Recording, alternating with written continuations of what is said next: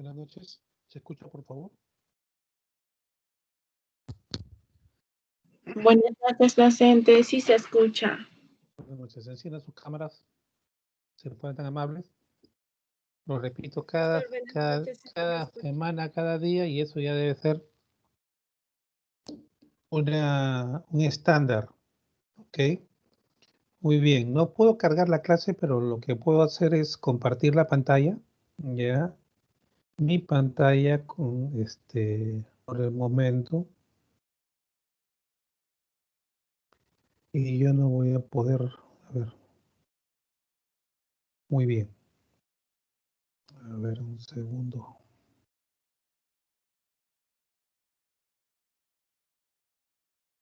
¿Pueden ver la pantalla que estoy compartiendo, por favor? ¿Me pueden decir? Sí, profesor. Ok.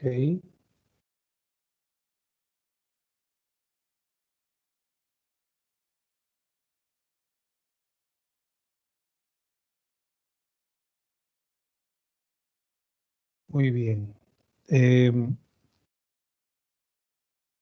La clase de hoy trata sobre la entrevista clínica. ¿Sí? La semana 10, ahí dice semana 9, es algo que voy a solucionar. Es semana 10, la entrevista clínica. La entrevista clínica, en líneas generales, es la entrevista que permite al psicólogo hacer una exploración de la realidad psicológica completa del paciente o del cliente, como quieran llamarle, ¿no? Algunos entienden que la entrevista clínica en realidad debe llamarse entrevista clínica psicológica, ¿ya? Porque los médicos y los psiquiatras, el psiquiatra le llama entrevista psiquiátrica, ¿no? Y los médicos entrevista clínica en líneas generales. Nosotros debemos llamar entrevista clínica psicológica. ¿Por qué? Porque es importante, su fin final es determinar el diagnóstico del estado psicológico de la persona, ¿ya? Centrada en sus síntomas, centrada en sus signos. Ya sabemos nosotros cuál es la diferencia entre signos y síntomas, ¿no? A ver, alguien que me haga recordar, por favor. Los Esto síntomas. lo he repetido. ¿Cómo? Los A ver. síntomas vienen a ser todas las quejas que le da el paciente, o quiere decir sus molestias, qué le pasa. Y el signo viene a ser todo lo que en este caso el psicólogo va a diagnosticar de acuerdo al No diagnosticar, lo que percibe percibir. el diagnóstico, ¿no? El psicólogo, ¿no? Sí. El síntoma es Es lo que más cuenta. objetivo y Exacto. los síntomas son subjetivos. Caramba, se ve que esta señorita ha sacado 20 en el examen de entrevista. Muy bien, efectivamente. Signos y síntomas son cosas totalmente diferentes, ¿ok? El fin de la entrevista clínica es el diagnóstico, ¿ya? Y por supuesto, un buen diagnóstico debe llevar a un buen tratamiento, ¿no? A un buen tratamiento. Debería llevar, no siempre. ¿Por qué? Porque el tratamiento se basa en las estrategias, modelos, herramientas, técnicas que tú utilices para solucionar lo que detectaste en el diagnóstico. Muy bien. Entonces, en la entrevista clínica se obtienen datos de la persona, datos que tengan que ver con su estado actual, ¿no? Son datos vinculados a antecedentes personales, antecedentes sociales, datos de interés, hechos pasados, eventos definidos, concretos. Y ahí dice, ¿no? Así como los sentimientos, las emociones que tiene el paciente acerca de ellos. Eso es lo más importante, porque si no, te vas a pasar en conversar cómo fue su vida, qué piensa de las cosas, y te va a contar sus historias bonitas. No, lo que pasa es que el psicólogo hace un paneo general de la vida del paciente, una primera aproximación general, ¿no? Y se detienen aquellos posibles hechos que tengan que ver con alguna, al- con, que tenga que ver de alguna forma con el motivo de la entrevista. Ahora, no necesariamente con el motivo de la entrevista, porque a veces el paciente viene por una cosa, pero realmente aparecen otras, ¿ya? No siempre el motivo por el cual llega el paciente a consulta es el motivo principal. Generalmente, hablando de iceberg, generalmente lo que viene a mostrar el paciente en la primera entrevista es solamente la punta del iceberg, ¿ya? Entonces, el psicólogo debe tener muy claro eso y la entrevista clínica lo que tiene que hacer es esta cosita que se ve, esta punta del iceberg, ¿qué relación tiene con otras cosas? Y comienza a hacer una exploración, ¿ya? Y en esa exploración de eventos, de antecedentes, de la vida personal del paciente, se va a detener especialmente en aquellos que generan algún tipo de emoción y sentimiento que está atado a ese hecho y que hace sufrir al paciente o que de alguna manera está vinculado con, con lo que está pasando hoy, con lo que podría estar pasando hoy. Entonces, la entrevista clínica cubre, en ese sentido, desde lo primero. Normalmente, incluso, hay psicólogos que hablan del embarazo. Comienzan a pedir información, si tiene información el paciente, sobre el embarazo, ¿no? ¿Qué tipo de embarazo fue? El nacimiento, ¿no?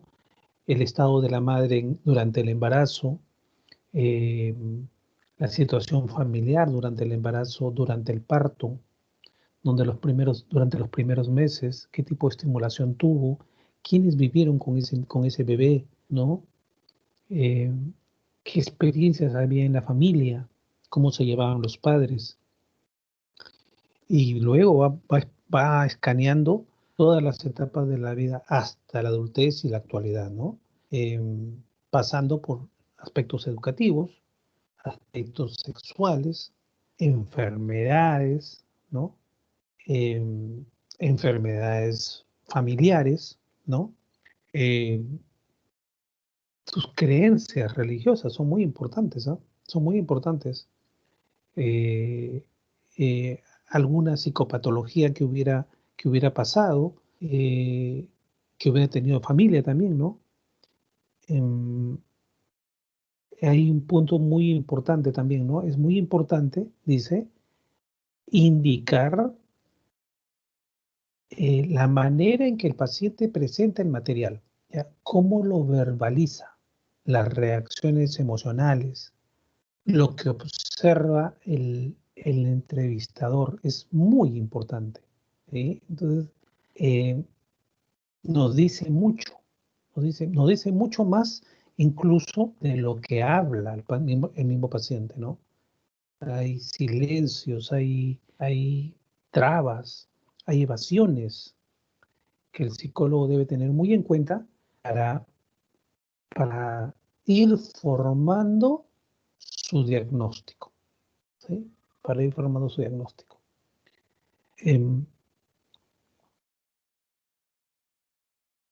Siguiente diapositiva, ¿no?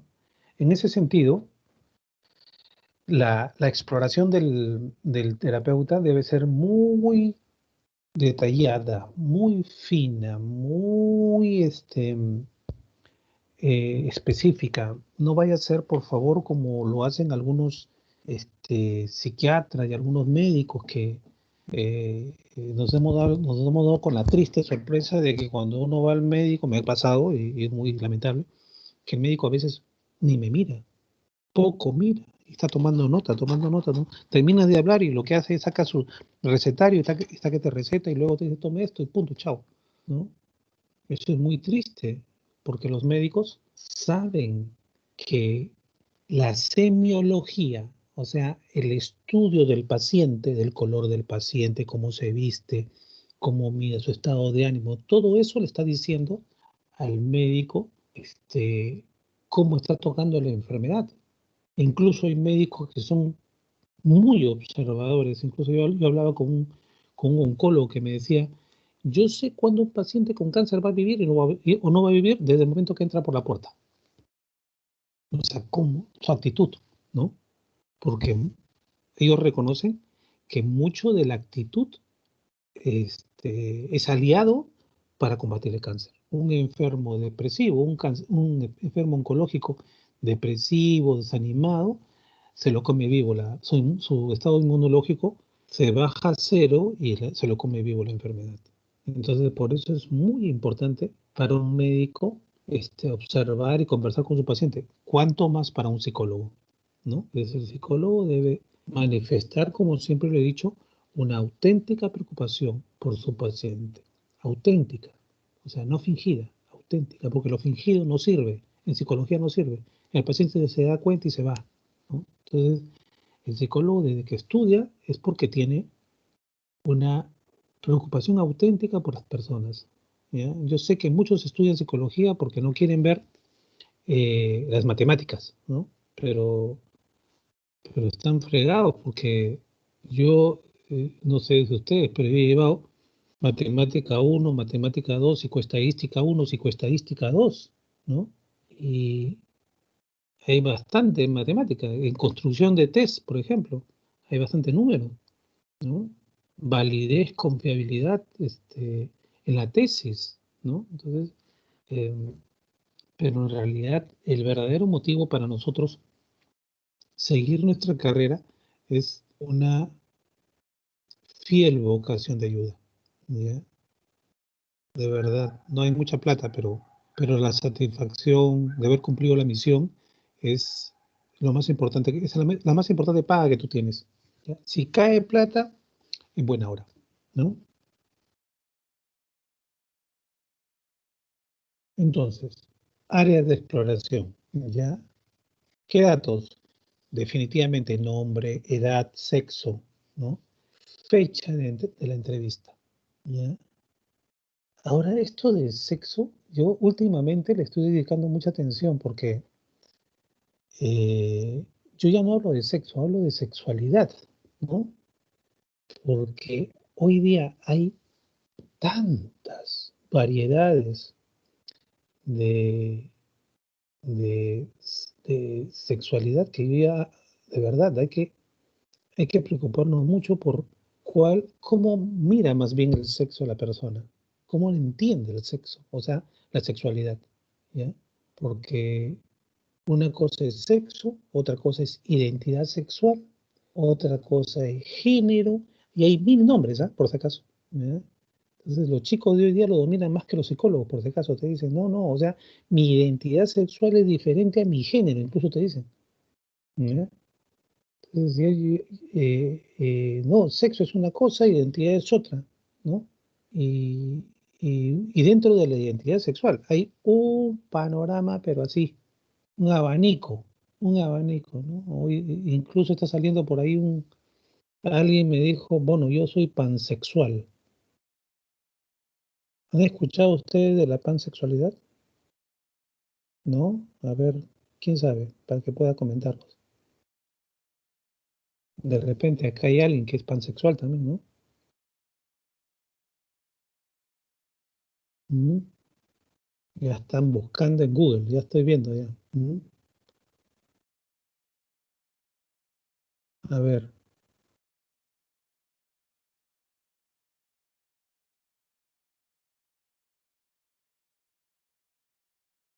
Pilar, ¿qué has encontrado?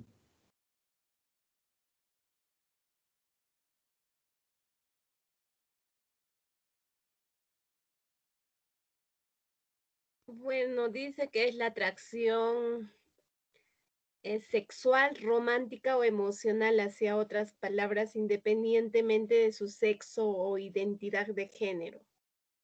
Ujú. ¿Y se entiende eso o no? Más o menos. ¿Alguien me puede explicar algo sobre eso? ¿Tienen una idea? Ustedes que son más jóvenes que yo deberían saberlo, ¿ah? Mm.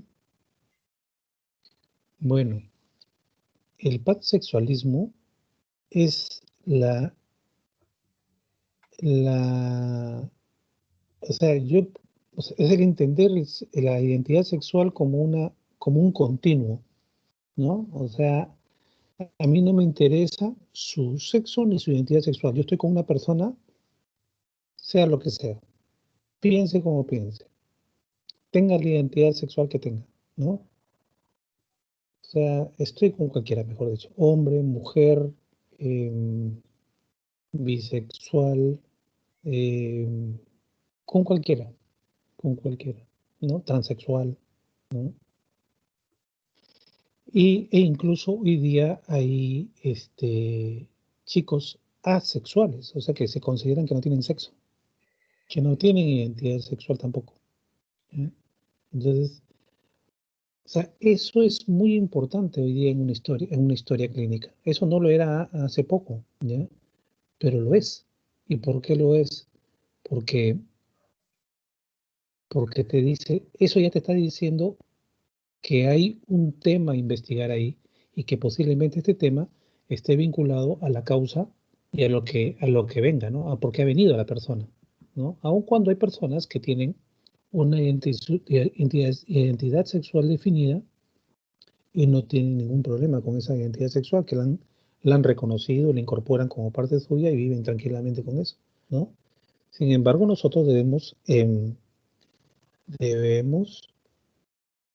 investigar sobre eso.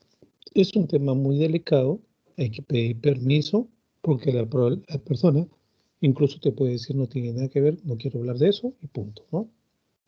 Entonces, bueno, fecha de entrevista, terapeuta, conducta durante la entrevista y descripción física. Es un punto muy importante. O sea, la primera impresión que tú tienes, debes escribirla, ¿ya?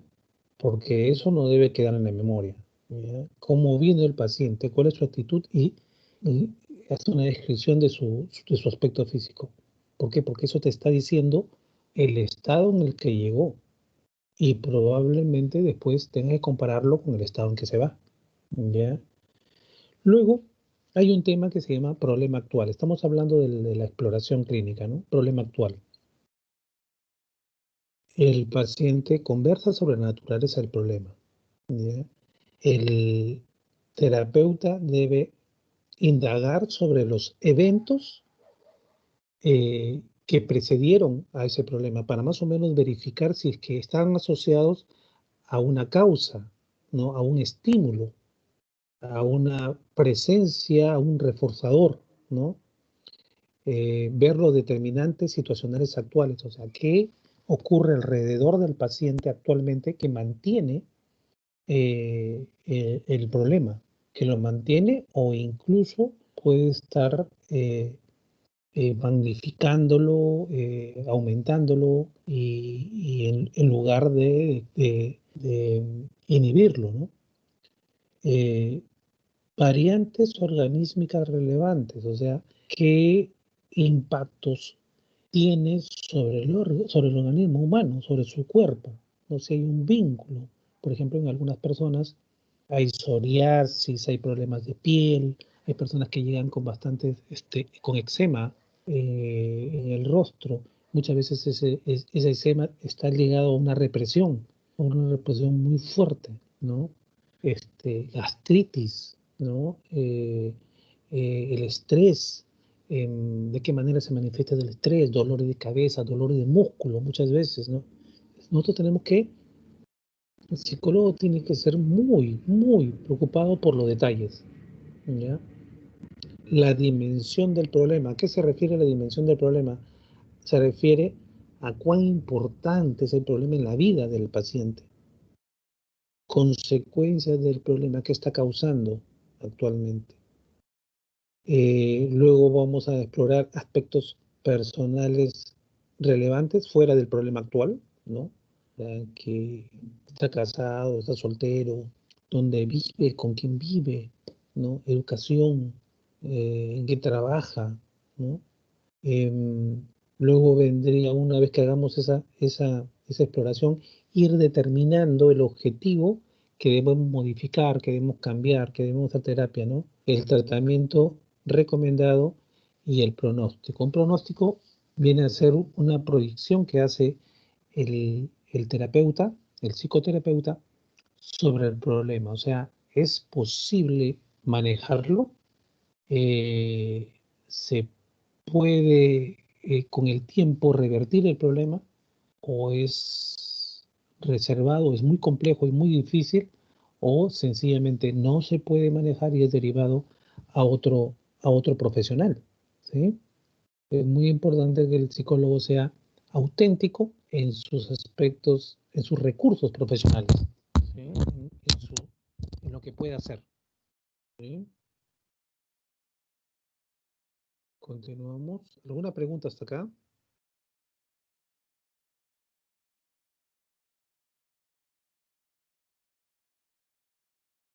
En cuanto al motivo de la consulta, ¿por qué vienen, por qué acuden los psicólogos, los pacientes a consulta? A veces son derivados por otros psicólogos. Es muy raro, pero a veces hay psicólogos que son muy honestos y dicen, yo no puedo trabajar con este caso. ¿Qué es lo honesto? ¿Qué es lo ético? Porque a veces si tú no, tú no conoces un caso, lo único que haces es perder tiempo y el paciente puede ir empeorando o desarrollando otras comorbilidades, ¿no? A veces son derivados por otros psiquiatras también, por médicos que ven que hay un problema psicológico ahí que tiene que trabajarse, ¿ya? En muchos de los casos son derivados por directores o profesores, tanto al psicólogo como a los padres. A los padres le dicen, tienen que ver su hijo, tiene que hacer ver a su hijo por un psicólogo, una psicóloga. Trabajadores sociales, eh, muy común es que otros pacientes te recomienden cuando tú eres bueno o buen psicólogo o buena psicóloga, ¿ya? Es muy común que te recomienden. Em, y a veces también son personas que vienen obligados por algún familiar o por una situación. Ocurre en muchas cosas. Por ejemplo, yo el jueves pasado di una conferencia, un webinar, y, y dentro de los asistentes había una doctora, una médico, que no sabía que estaba ahí, ¿no? Y al finalizar me escribió y me dijo, soy tal, la doctora tal, tal, tengo un hijo que tiene un problema, por favor, ¿usted cree que lo puede ver? Entonces pregunté de qué se trataba y cuando vi que el caso sí se podía manejar, entonces ya eh, acudió, ¿no? Entonces, eh, viene de diversas fuentes, ¿ya? Pero lo que sí les digo a ustedes es que deben preocuparse por mostrar mucho profesionalismo para que se recomienden ustedes a sí mismos, a sí mismas, ¿no? Con su trabajo.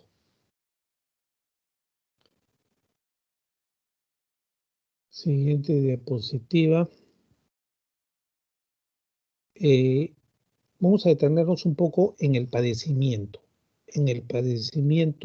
por el que viene el paciente o por el que hemos detectado, ¿ya? Debemos explorar época de inicio. Es muy importante, o sea, averiguar y tratar de que el paciente busque una época donde apareció por primera vez y que él mismo explore las circunstancias en las que apareció, ¿ya? Es muy importante que al hacer preguntas tú para ver qué hechos ocurrieron coyunturalmente, em, tú te hagas una idea de cuál fue la causa probable de del motivo de la consulta. Pero más importante aún es que el paciente se dé cuenta solo, con tus preguntas, con tu sondeo, el paciente pueda darse cuenta. Recuerden, a ustedes yo les he hablado del insight, ¿no? El insight es darse cuenta. Cuando un paciente se da cuenta y hace el famoso clic en su mente, eso es liberador, ¿no? Eso, eso es curativo, eso es terapéutico, ¿sí? Cuantos más insights tu paciente, ya lo mencioné, logres con él, pero ¿cómo puedes lograrlo? Es haciendo las preguntas inteligentemente, haciendo las indagaciones y las exploraciones que en muchos de los casos tú ya las tienes en tu cabeza, tú ya te das cuenta de cuál es la causa probable. Entonces lo importante es que tú orientes con tus preguntas a ver si el paciente se da cuenta él mismo, logra establecer una conexión, una vinculación, no obligada por ti. Cuando el paciente se da cuenta por ti, lo único que adquiere es un conocimiento. Pero cuando se da cuenta por él mismo, lo que hace es un insight, ¿no? Y existe una diferencia tremenda, un conocimiento que solamente es informativo a un cierre de un círculo, de una gestalt interna, ¿no? Que es que es causado por el insight. Muy bien, ¿preguntas hasta acá? ¿Comentarios?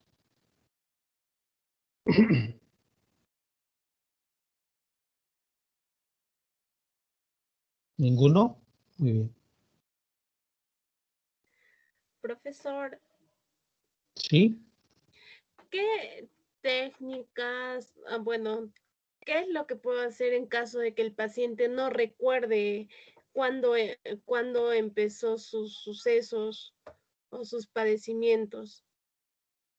Mm, Eso, eso ya te está diciendo algo. ¿Ya? Eh, es muy importante que ustedes sepan, chicos, que todo es psicológico, ¿ya? Hasta los olvidos son indicadores psicológicos. A veces los olvidos son represiones. ¿Qué represiones? O sea, que el yo trata de esconder y de aplastar esos recuerdos porque sencillamente le causan daño, ¿no? Ese recuerdo le causa daño, o por lo menos cree que le va a causar daño. Por eso es que lo reprime, ¿ya? Y evita, sencillamente no se acuerda. A veces es natural, es real que no se acuerde, ¿ya? Pero entonces lo que el psicólogo tiene que hacer es comenzar a entrar poco a poco, a ayudarlo, ¿no? Ayudarlo. ¿Qué pasó por la fecha? ¿En qué fecha? ¿Qué pasó por ciertas edades, ¿no? Es muy importante que el psicólogo sepa trabajar. No te preocupe que no se acuerde, ¿ya? Sigue explorando hasta que con tus exploraciones él diga, ahora que me acuerdo de repente por acá, ¿no? En todo caso, si es que no se acuerda, también tú puedes recurrir a la siguiente sesión él venga con esa información, que converse con sus familias, con su madre, con su padre, con sus familiares directos que que le puedan hacer recordar hechos, ¿no? Es posible que también no se acuerde, o sea, de manera natural, ¿no? Pero la mayor parte de los olvidos también son olvidos, son indicadores, ¿sí? ¿Alguna otra pregunta? Profesor, Sí. referente a la misma pregunta que hizo mi compañera, si estamos tratando con una persona de repente que tuvo un problema cuando era niño y no lo recuerda realmente, ¿qué podemos hacer en esos casos? Ya, generalmente, cuando estamos hablando de ese tipo, lo que le dije hace rato, ¿no? Averiguar con la madre, con el padre, o con alguna tía, con algún tío, ¿no? Pero que traiga esa información, que busque, que averigüe, y a veces no te lo trae la primera semana, te lo puede traer en la segunda, tercera, cuarta semana, pero que la traiga, ¿sí? Lo que interesa es que esa persona se vaya preocupando por averiguar e ir armando el rompecabezas de su vida. De eso se trata muchas veces, ¿no? De que encuentre la ficha perdida que en su sitio, al entrar en su sitio, él hace como una luz, ¿no? Por ejemplo, profesor, una amiga me estaba comentando que muchas veces, a veces con los test que uno hace, ahí saltan en qué época de su vida hubo el problema. Bueno, no recuerdo muy bien cómo me dijo hace mucho tiempo, antes de que yo esté estudiando, Y me comentó algo así, que cuando uno, porque yo le pregunté, pero si es un niño que le pasó algo cuando era muy niño, de repente sus papás no sabían, algo así. Dijo, no, haces un test y en el test te va a saltar en qué época, en qué etapa de su vida le ha pasado algo que le está afectando, ¿no? A veces no. Los test a veces son, recuerden ustedes que los test son reactivos. Ya el test es un reactivo que tiene un conjunto de reactivos. A veces cuando comienzas a explorar con preguntas, vas removiendo recuerdos, ¿ya? Y puede ser que los test también ayuden, pero no necesariamente, ¿no? Pero en algunos casos hay personas que pues con los test pueden encontrar pueden hallar, darse cuenta de cosas y recordar cosas de la niñez. Sí, no hay ningún problema con eso. ¿Ya? ¿Preguntas? Recuerdo que en una clase también una profesora nos dijo que cuando, por ejemplo, una mujer tiene un problema, un evento traumático cuando está embarazada, eso también podría desencadenar en el bebé, que más adelante cuando ya sea un adulto pueda tener algún problema psicológico. Sí, de hecho. De hecho, el cordón umbilical no solamente es un cordón que lleva alimentos, también lleva hay muchas conexiones neurales, ¿ya? Entonces, transmite sentimientos de la madre, transmite hechos traumáticos de la madre y el bebé los siente, los siente. Y eso queda. A veces el niño no lo sabe, pero eso causa, por eso la exploración del embarazo es una fecha muy importante, es un dato muy importante para nosotros, ¿no? Eh, Algo pasó en el embarazo de la madre, una depresión, por ejemplo, un abandono, una, un maltrato psicológico, o madres que consumían drogas, consumían alcohol, y hoy día tenemos las consecuencias en los hijos, ¿no? Es, toda esa información es sumamente útil, sumamente. Por eso em, hay psicólogos que obvian eso, ¿no? A los conductistas, por ejemplo, no les interesa eso, ¿no? Al conductista le interesa la conducta de hoy, cómo la modifico. Claro, sirve para algunas cosas, pero la psicología humanista le da mucha importancia a esos aspectos.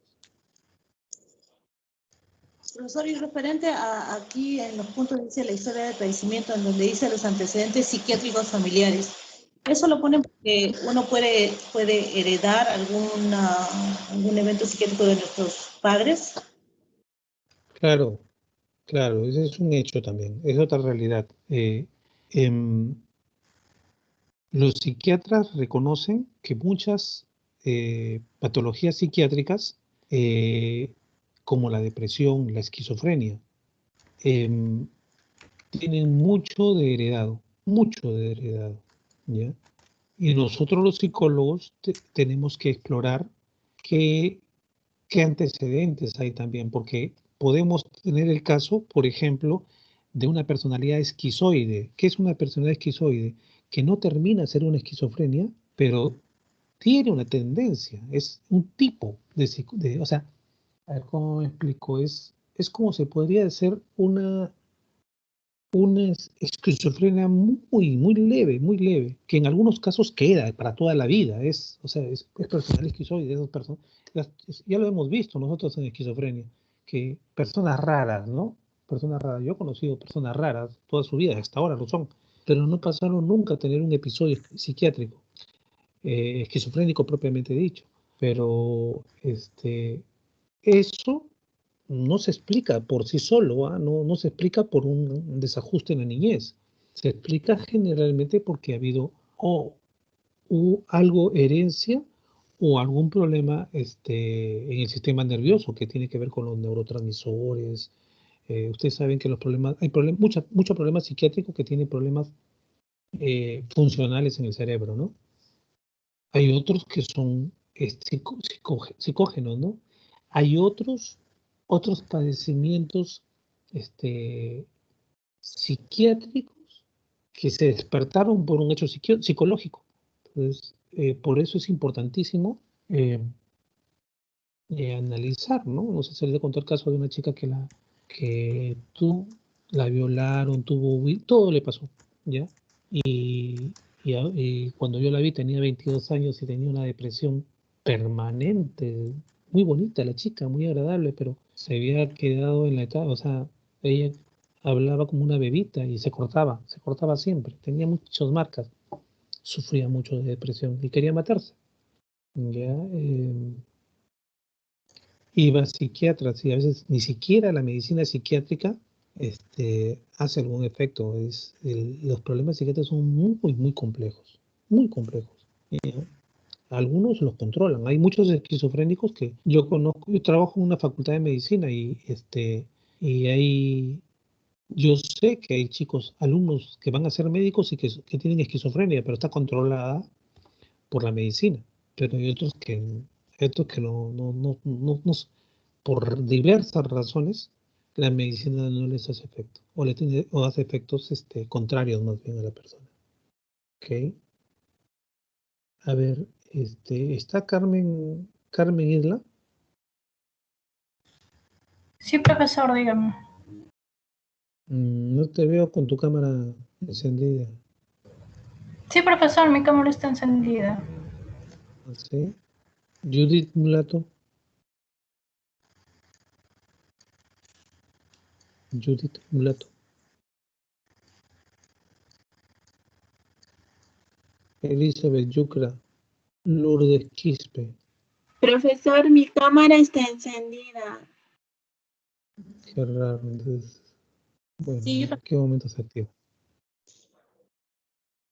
Muy bien, continuamos entonces.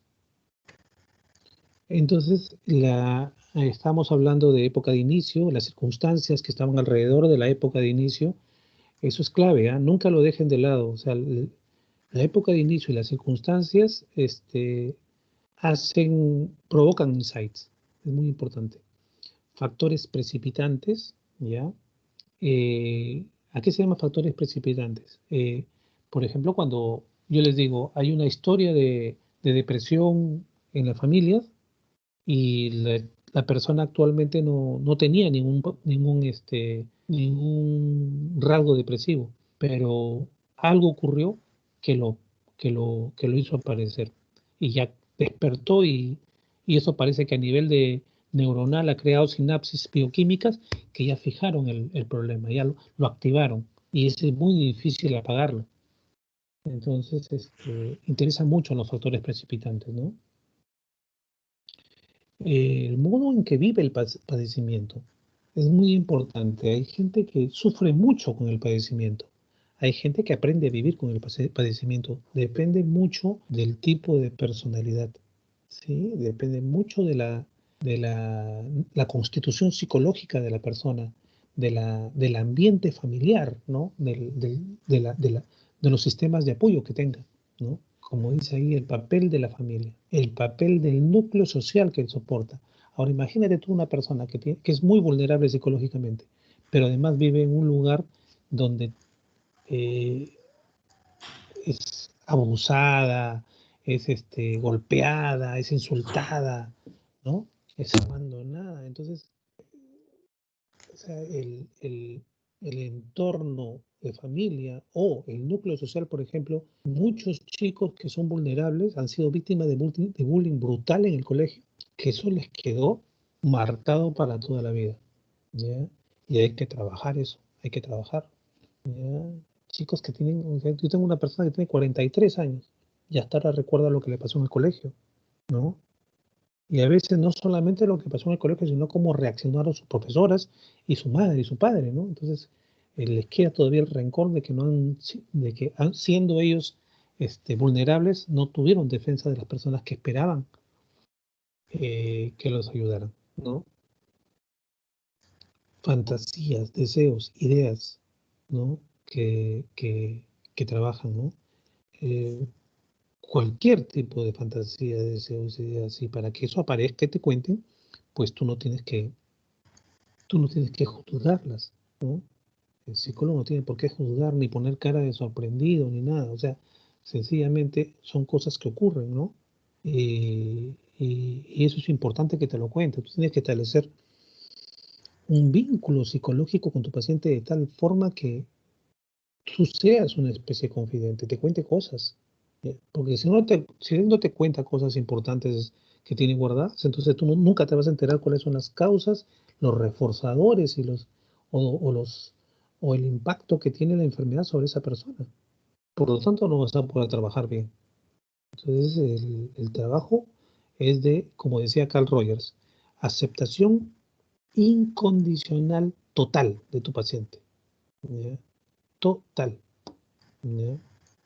Ya les comenté, yo tenía una paciente que hacía tríos sexuales. ¿Ya? Que, o sea, no voy a ponerme de moralista a juzgar eso, ¿no? Que asistía a fiestas nudistas, ¿no?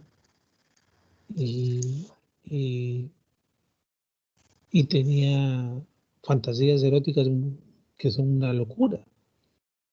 O sea, mi papel no es tampoco reforzarla, ni juzgarla, ni nada. Mi papel es que con el trabajo psicológico, de repente en el futuro eso vaya equilibrándose, vaya, vaya encontrando equilibrios y de repente esos equilibrios eh, automáticamente vayan eliminando ese tipo de conductas. No lo sé, o tal vez esté reforzándola, seguro, ¿no? Pero tu papel como psicólogo es que en términos así anecdóticos es que la persona vaya cuadrando todas sus fichas personales y tenga su mapa bien armado, ¿no? Y a partir de eso pueda tener interacciones cognitivas, sociales, personales consigo mismo y con el mundo sanas, ¿no? Eh, Actitudes ante la fe. Es muy importante la actitud ante la fe porque se ha descubierto científicamente con muchos estudios que las personas que tienen una fe viva, una fe fuerte, eh, en primer lugar, tienen más resistencias a los embates traumáticos de la vida. ¿Ya? Tienen más paciencia, asimilan bien esos hechos, pero también se recuperan más rápido, ¿ya? Apelando a su fe, no condenándola. El hecho de que yo sea agnóstico o ateo, no me voy a reír de eso, es una barbaridad. Por eso siempre digo que el psicólogo tiene que dejar de lado sus creencias particulares, ¿no? Y entender y aceptar a su paciente tal como es, ¿no? Su paciente es esa persona, ¿ya? Pero hay muchos psicólogos que se ponen a discutir con su paciente la existencia de Dios. Es una barbaridad, por favor, ¿no? ¿Qué tiene? ¿Cuál es tu papel? Tu papel es de convertir a una persona de acuerdo a lo que tú piensas o, o ayudar a esa persona con sus fortalezas a ser más feliz, más realizada, ¿no? ¿Preguntas hasta acá?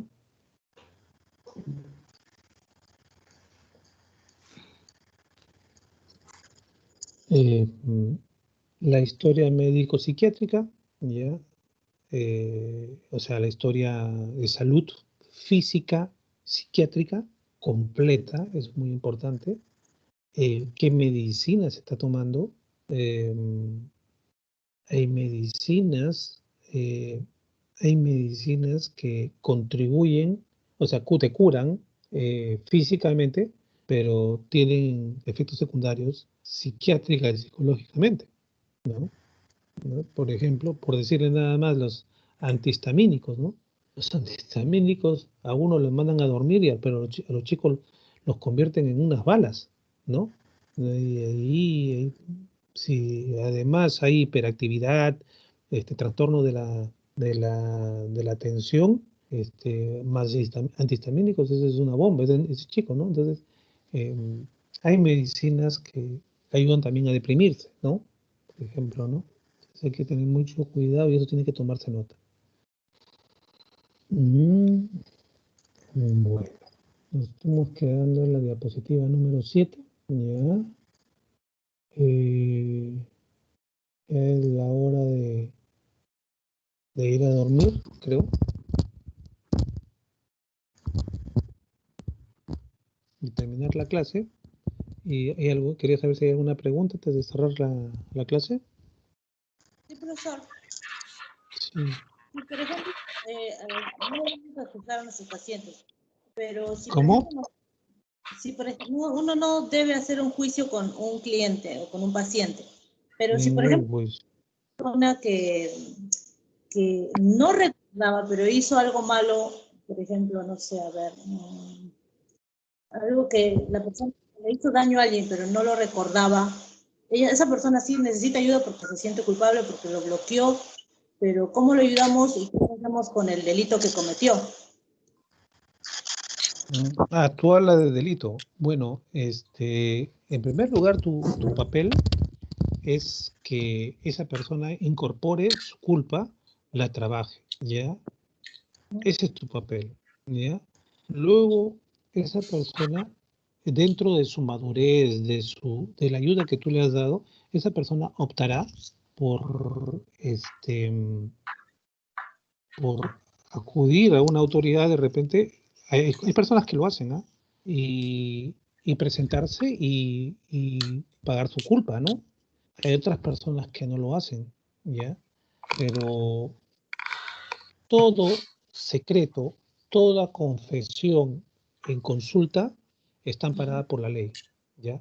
Salvo que un juez te ordene que revele las historias clínicas. Ahí sí tú puedes hablar, O ¿ya? sea, es decir, si alguien Pero me sí, no debo decir nada, eso queda en no, o sea, tú bien. podrías discutir con él, o sea, qué acciones tomar, qué posibilidades hay en el futuro, ¿no? Pero tú no puedes decirle, oye, anda, preséntate a la policía, ¿no? O sea, esa es una decisión de él, ¿ya? El psicólogo lo que debe buscar finalmente es la autonomía psicológica de su paciente, no la dependencia, ni no la consejería, ni no hacer que el paciente haga lo que el psicólogo considera moral, porque es peligroso, ¿ah? Puede ser de que el psicólogo esté muy bien en moralidad, pero si ese psicólogo tiene razón, otro psicólogo podría decir, yo también tengo la razón cuando le digo, y sabes que yo te puedo curar, como ha habido, ¿va? Yo te puedo curar, pero sabes qué, yo te puedo curar y te cito en un hotel, ¿no? A una mujer, ¿no? Y te puedo decir, ¿sabes qué? Hay una, una nueva teoría que te puedo sacar el demonio, como han hecho algunos, ¿no? Entonces, y hacer cosas, o sea, por eso los juicios morales son peligrosos en el papel del psicólogo, ¿ya? Los Yo, juicios morales, yo, déjaselos a los sacerdotes. Entonces, tal vez tú le puedas recomendar, oye, a ver, conversar esto con un pastor, con un sacerdote, con una autoridad religiosa, ¿no? A ver qué te dice. si ¿De por algo acuerdo? no me siento cómoda con eso, decirle que no podía llevar el tratamiento conmigo o algo así.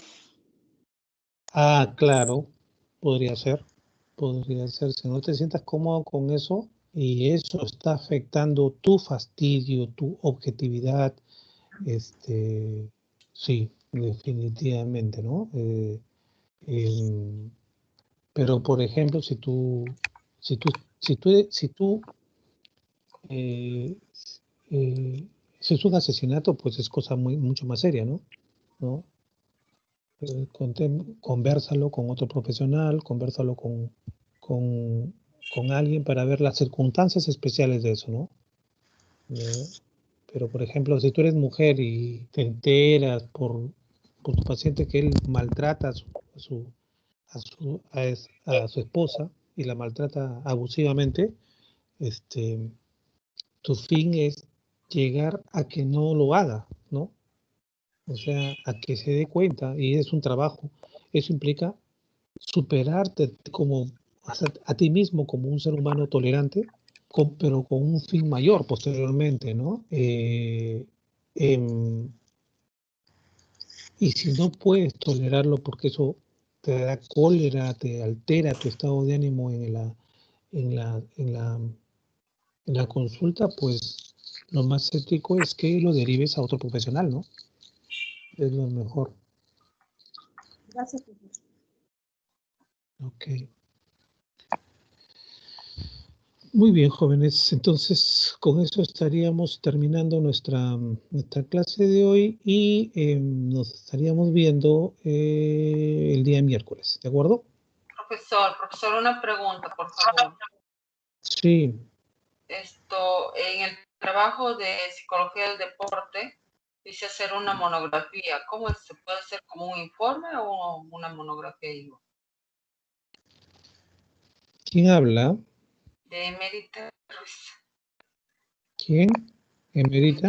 Sí, profesor. Emerita. Pero sobre el Estamos en la trabajo. semana 10. Estamos en la semana 10 y me estás preguntando por el trabajo que se va a No, ya entregar lo de acá tengo a 2 semanas.